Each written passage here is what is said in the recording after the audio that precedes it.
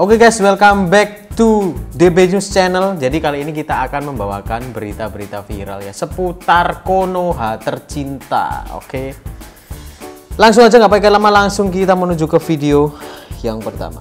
Ini ada berita suami BCL bantah ada penggelapan dana 6,9 miliar. Bro, lu bisa beli apa ketika lu punya 6,9 miliar?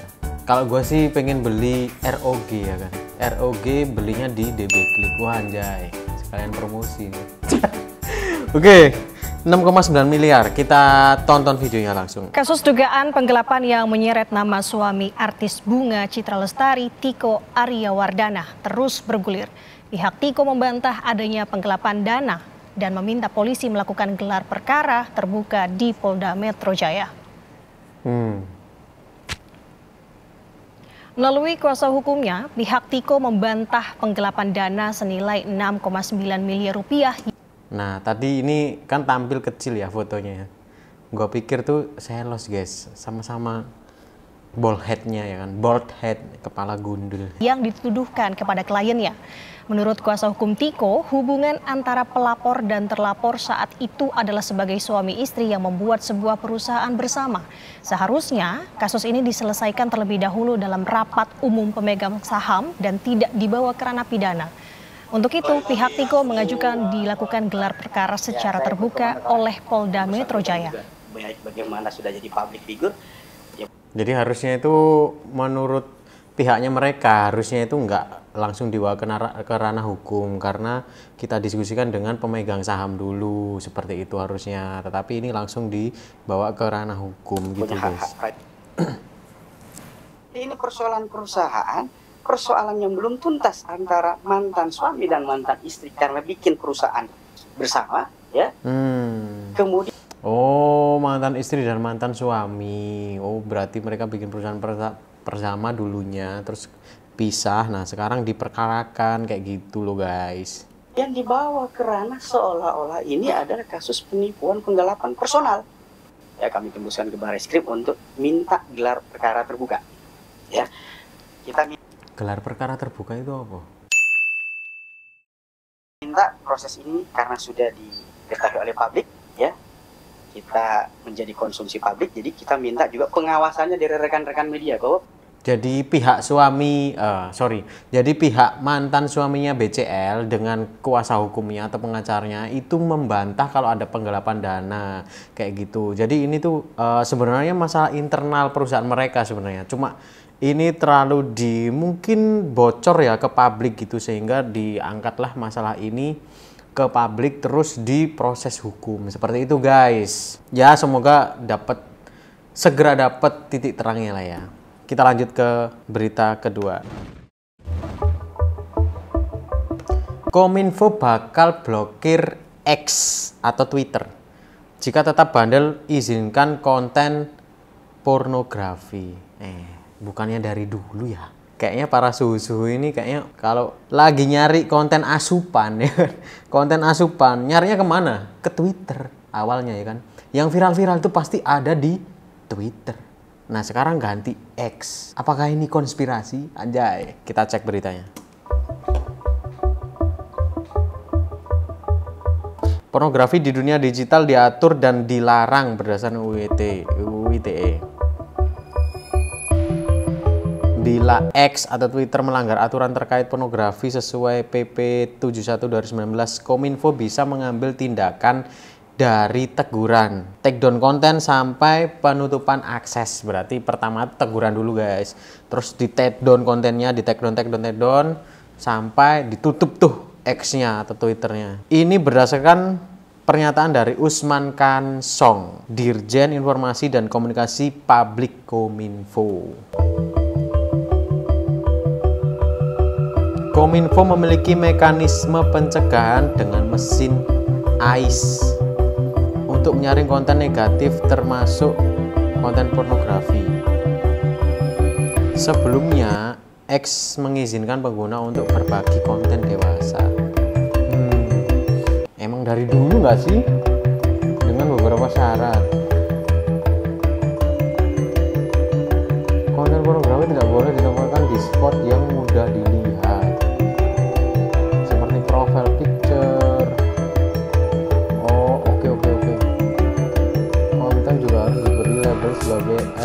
SFW, not safe for work. Berarti seolah-olah nggak terang-terangan gitu guys. Jadi dia tuh mungkin di komen atau di apa gitu ya, link-linknya biasanya disematkan di situ memang kayak gitu. Pengguna yang bisa melihat konten NSFW berusia minimal 18 tahun kayak gitu. Berlaku untuk semua konten dewasa yang dibuat oleh AI, fotografi atau animasi. Aturan ini melarang konten pemerkosaan atau tidak senonoh. Konten pornografi anak termasuk pelecehan anak di bawah umur. Oke, jadi gitu beritanya guys. Jadi beritanya tuh Twitter sebenarnya udah dari dulu ya, kalau konten-konten yang berbau-bau seksual itu sebenarnya dari dulu Twitter juga ada sih, cuma mungkin kayak maling sama polisi ya, kejar-kejaran kayak gitu ya. Pasti kalau ada konten atau konten take down seperti itu sih. Terus di TikTok juga sekarang kabarnya juga udah bisa itu ya. Jadi dia tuh kalau di TikTok ya ada berita viral begini, misalkan yang kemarin ibu sama anaknya gitu ya, kalian pasti tahu ibu sama anak yang bikin video tak senonoh itu kan, dari TikTok beritanya terus diarahkan ke sebuah YouTube. Nah di komen YouTube tuh ada linknya, biasanya kayak gitu sih. Nah itu kan berarti kan gimana cara pemerintah untuk mengatasi itu, kalau enggak masa diblokir dua-duanya TikTok sama YouTube-nya gitu loh. Mungkin ya pembatasan kontennya itu ya, mungkin ya dari pengucapannya, kayak di YouTube kan nggak sebebas itu sebenarnya gitu sih ya. Bijak-bijak kita aja lah untuk memilah-milah sebuah konten, bahaya juga bagi anak-anak. Oke. Polri akan uji coba urus SIM dengan melampirkan BPJS aktif.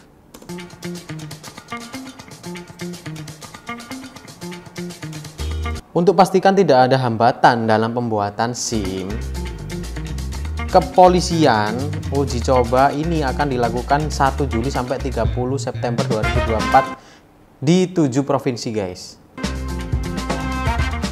Yaitu provinsi dengan jumlah BPJS aktif paling tinggi. Meliputi Aceh, Sumatera Barat, Sumatera Selatan, DKI Jakarta, Kalimantan Timur, Bali, dan Nusa Tenggara Timur. Selama tahap uji coba, Direktur Kepesertaan BPJS Kesehatan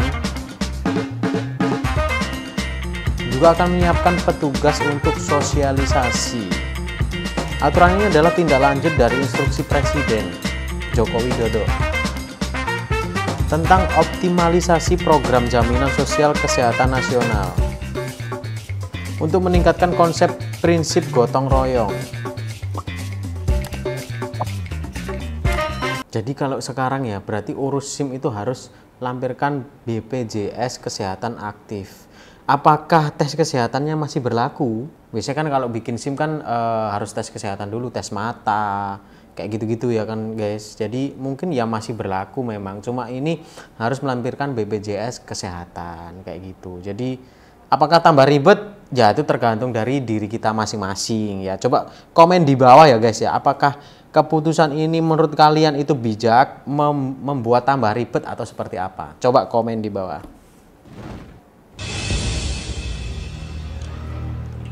Seorang pemilik restoran di Surabaya mengalami penganiayaan dan pengerusakan panggon usahanya.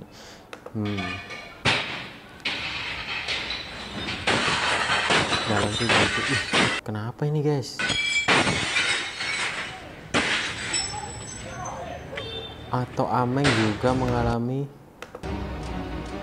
musik ya. Peristiwa terjadi saat listrik restoran tiba-tiba mati. Korban lalu mendapat pukulan dari keponakan perempuan. Harapan saya minta pelindungan hukum yang sebenar-benarnya yang ingin saya lakukan di Polrestabes. Kakak saya Gongi mengancam saya akan membunuh saya. Intinya saya tetap nggak boleh buka usaha itu. Kamu buka akan saya bunuh dan akan kurusak. Lewat telepon atau lisan ancamannya itu? Lisan. Kayak ini persaingan bisnis ya nggak sih guys? Jadi persaingan bisnis antara sama-sama saudara. Jadi mungkin iri atau apa ya mungkin ya. Coba kita cek di asli Surabayanya ini ya. Jadi keponakan perempuannya ini saat mati listrik itu langsung memukul si kakaknya ini guys. Jadi si pamannya ini ya. Nggak cuma itu, korban juga kena pukulan dari balok kayu dari kedua kakak kandungnya. Kejadian ini diduga akibat persaingan bisnis dan warisan. Tuh kan, persaingan bisnis dan warisan. Alhasil korban langsung lapor ke Polrestabes Surabaya. Wah, ini kita lihat komen-komennya warga Konoha tercinta. Ngeri ya Allah, kalau soal warisan saudara lo itu kasihan bisa jadi benci. Kasih bisa jadi benci. Bersyukur masuk tim perintis, apa-apa beli sendiri, usaha sendiri, ngoyo sendiri, nggak ada support system dari materi atau keluarga. Makanya ya, padahal itu sama-sama keluarga ya, pasti apa ya, mungkin ya sebabnya pasti karena iri itu ya, mungkin bisnisnya makin berkembang, makin bertumbuh, makin sukses, terus iri, terus warisan segala macam, itu yang jadi penyebabnya ini guys. Sumatera tertangkap kamera CCTV memasuki halaman masjid di Solok, Sumatera Barat. Pihak BKSDA menduga munculnya harimau Sumatera ke permukiman penduduk ini karena habitat hutannya diganggu manusia. Habitat hutannya diganggu manusia. Ini poinnya kalian pasti udah nangkep nih dari sini. Lanjut dulu. Oh, malam-malam guys. Nah, untung malam ya, jadi nggak terlalu banyak orang. Sumatera yang terekam kamera CCTV di halaman Masjid Alius Lubuk Selasih, Gunung Talang, Solok, Sumatera Barat. Harimau Sumatera ini terekam kamera pada Kamis dini hari pukul 00.30 waktu Indonesia Barat. Harimau memasuki halaman masjid dan sempat berhenti. Lalu harimau Sumatera ini berjalan mendekati masjid, namun tak lama kemudian lari meninggalkan masjid dan menuju ke arah hutan. BKSDA Sumatera Barat membenarkan kejadian tersebut. Tim BKSDA, warga dan kepolisian melakukan upaya penghalauan atau penggiringan harimau ke habitatnya masuk ke tengah hutan. Menurut pihak BKSDA, kawasan Kecamatan Gunung Talang memang berbatasan dengan daerah konservasi harimau Sumatera. Oh, jadi daerah perbatasan dengan konservasi harimau Sumatera. Oke. Kepada masyarakat agar masyarakat waspada dalam melakukan aktivitasnya. Untuk saat ini tim bekerja dengan Polres, Polsek, Babinsa, kemudian pemerintah daerah Nagari setempat bersama-sama untuk melakukan penggiringan satwa harimau Sumatera tersebut karena memang wilayah tersebut dikelilingi oleh hutan, yaitu hutan kawasan konservasi SM dan kemudian hutan. Ya, itu poinnya yang di awal tadi ya guys. Jadi pengrusakan hutan, akibatnya dari pengrusakan hutan karena ulah manusia itu sendiri. Si hewan-hewan yang biasanya mungkin ya mereka di dunia mereka mungkin ya ngopi-ngopi dengan tenang gitu ya kan.